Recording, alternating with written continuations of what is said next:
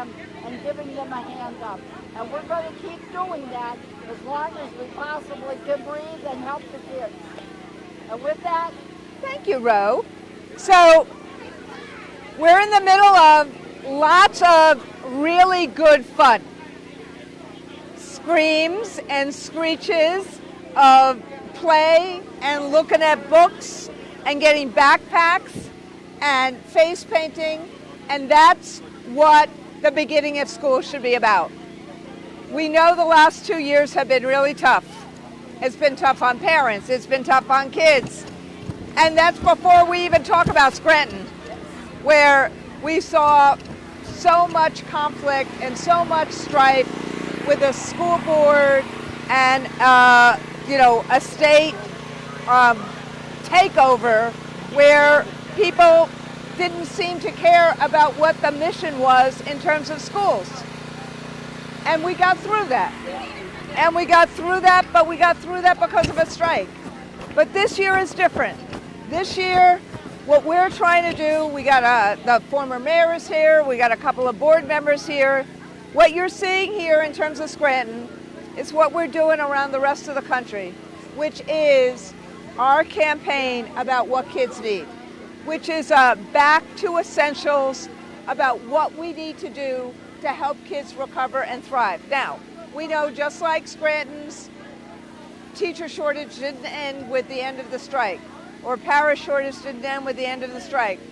There are a lot of things we need to do in terms of paraprofessionals, in terms of teachers, in terms of getting people into the profession, but we're rolling up our sleeves to actually help kids have a great school year. And that's what today's event is.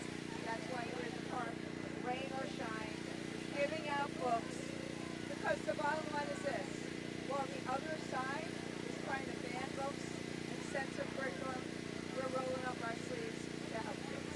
So that's why we're here. And that's why we figured instead of doing this one by one, we do it together. So here in Scranton, we haven't seen that banning of books or censoring of curriculum. But why do the people in Scranton care that's happening elsewhere across the country? Well, the moment someone starts stopping kids from reading what gives them joy is the moment a democracy is in real trouble. Nobody wants books that aren't age appropriate. We need books that are age appropriate, of course. But the joy of reading is foundational to learning. And ultimately, if something gets censored in a classroom, obviously it then becomes forbidden fruit. And people are going to find it anyway. We have something called the internet and social media. It's pretty easy to find these things. So when somebody says to us, a politician says to us, oh, we don't want a divisive concept, I'd much rather, under the tutelage of a teacher, talking about things that are hard than people or kids doing on the street. It's better if we can deal with conflict. It creates resilience. It creates relationships. It's better if we can deal with critical thinking in school instead of pretending that we shouldn't teach it. It's better we should teach life skills in school. So that's why we're talking about getting back to the basics, starting with reading, science, math.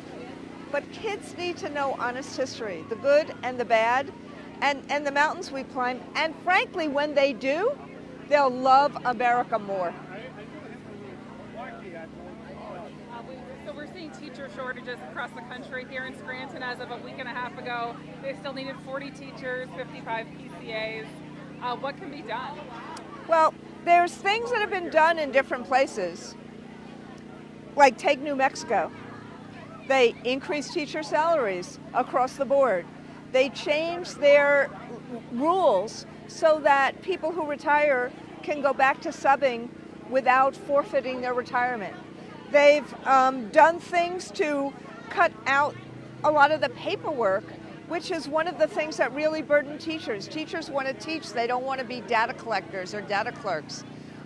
They're doing things like wrapping services around schools, because part of what we know is needed is for kids to have the services that they need after these 2 years of pandemic.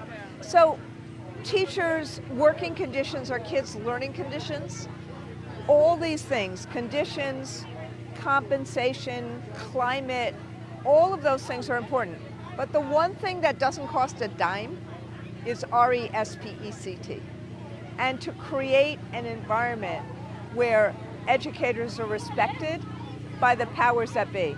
We know parents value educators. We've seen this in poll after poll, but you see it every single day in America. But it's the politicians that would rather divide and conquer than solve problems, that would rather create division and chaos for their own political needs than actually roll up their sleeves and help kids, support teachers and help kids. So you've been in Scranton many, many times. I've lost count of how many times you've been here. You know enough about our city or the school district here. You know, what, where should Scranton go from here in terms of, a teacher shortage, upcoming negotiations? The first thing Scranton should learn is to listen to Rosemary. I mean, the first thing is,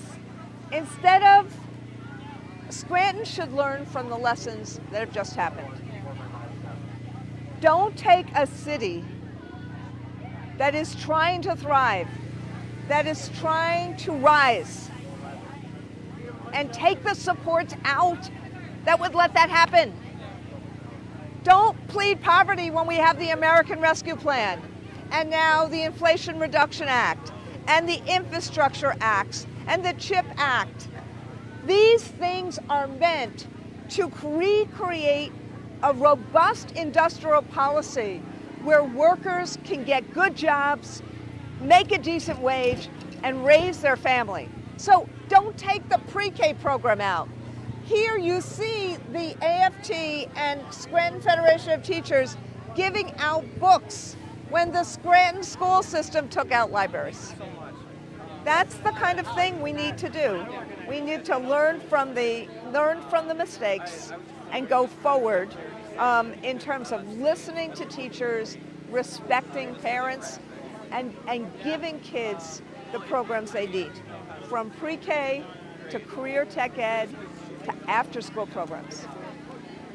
Thank you. Thank you.